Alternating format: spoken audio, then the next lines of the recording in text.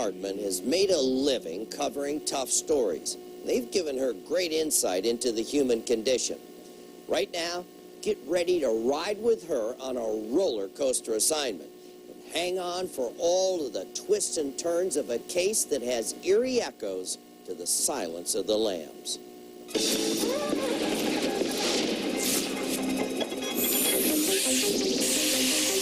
They were kidnapped in the middle of the night? A secret underground chamber?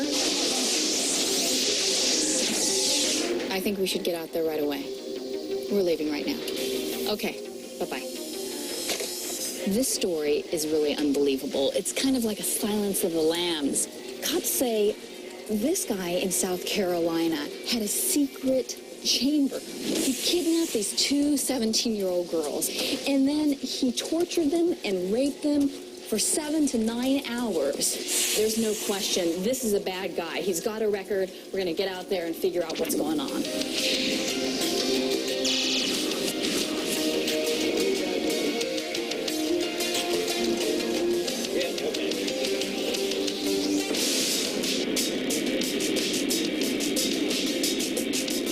As I make my way to Hartsville, South Carolina, investigators are chasing down leads, desperately searching for convicted sex offender Kenneth Hinson. The 47-year-old served time for raping a 12-year-old girl back in 1991. Now he's accused of raping and kidnapping 2 teenage girls, and he's on the run. Angeline, he was arrested. All right, we'll see you soon.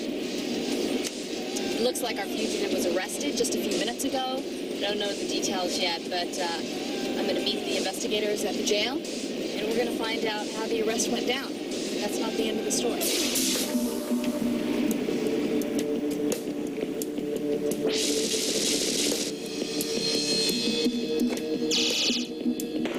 I understand you two were the first officers on the scene. That's correct. How'd it go down? He was standing at the back of this person's residence, looking in the window. We just hit the floor and started dialing 911.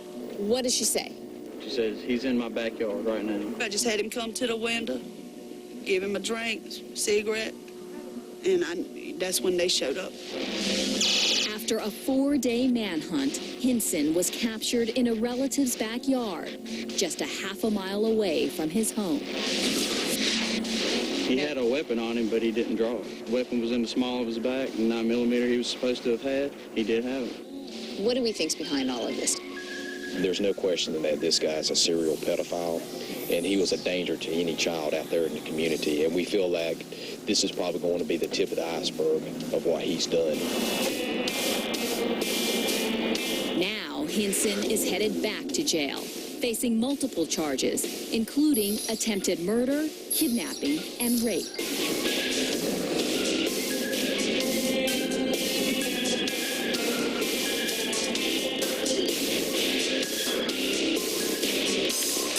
The bad guy was caught.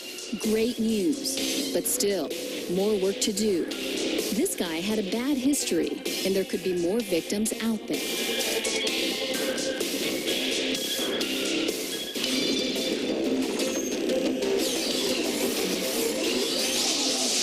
You'll see that the couple lived in the first trailer right here. This is really... Yeah. Like you said, seeing is believing, but this is, it's just too much. You cannot imagine this. You can't imagine the conditions that the victims and the couple were living in this particular area. This is the shed that they were in during the day of the offense. This is the trap door, so to speak. When we first came in, Angeline, this is what we saw. It looks just like something you'd put tools on a table of some sort. It's not very big at all. We'll get a ladder and we can go down in there.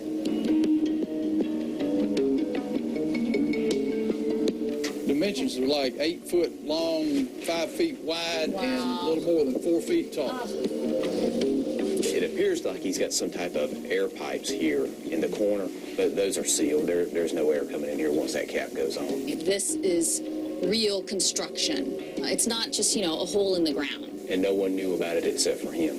this would probably have been pretty much soundproof. It could have been a casket.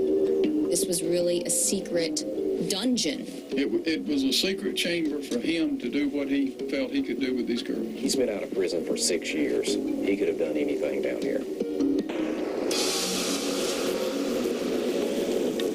After being there, I'm still really in shock over what I just saw. I saw the dungeon today. It was horrible. I thought I was going to pass out. I can't imagine the suffering the girls went through. I'm still in shock. I can't stop thinking about it.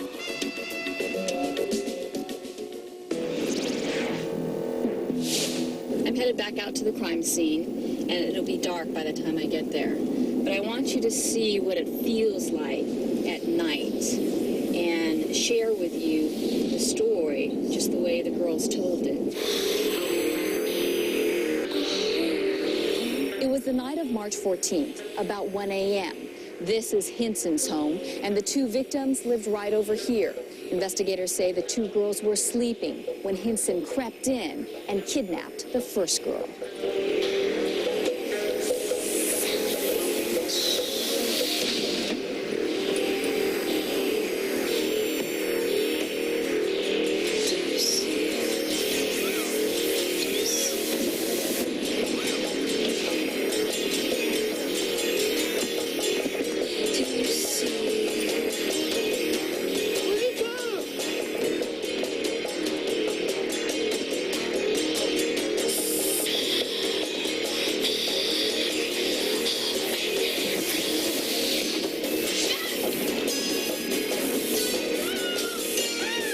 Hinson didn't stop there.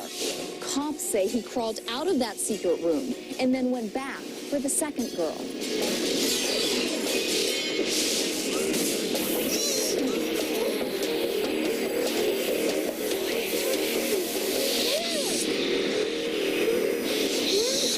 It gets even more disturbing.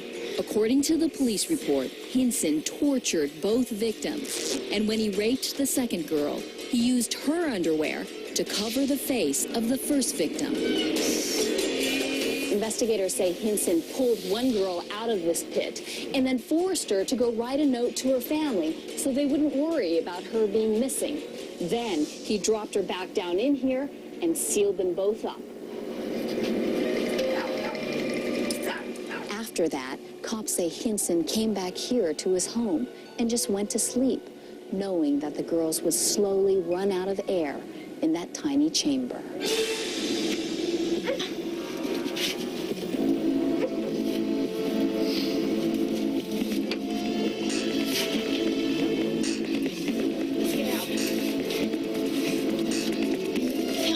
This contraption is about 70 pounds. Not easy to move, especially for the girls trapped below, but they did it.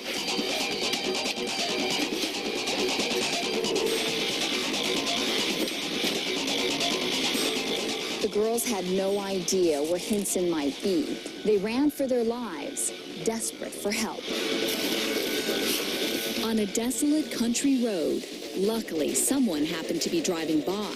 He took the girls to safety, rescuing them from this twisted nightmare.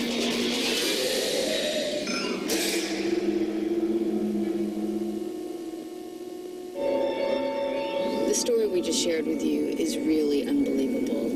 It's hard to imagine everything that the girls went through. I was terrified just being out there. Years ago, when Hinson was convicted of raping a 12-year-old girl, he served half of his 18-year sentence. I think it's outrageous. This time, he needs to stay behind bars. My gut feeling says there are more victims out there. I hope now you'll come forward. I'll be at the hotline to talk to you and help you through this.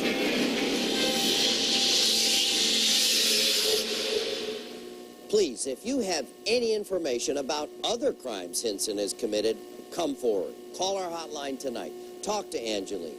Let's make sure that this creep doesn't get away with anything else he's done. Now, as Angeline noted, Hinson got out of jail early after raping a 12-year-old girl. Experts recommended that he be held in a mental health facility, but Circuit Judge Edward Cottingham believed he knew better. He just set him free. Well, Judge Cottingham, there are at least 2 girls who you need to visit. Look right in the eye and tell them that you were wrong, dead wrong. The courts must be held accountable and help us keep these predators off of our streets and away from our kids. I've said it before, enough is enough. Now stay with us, we'll be right back.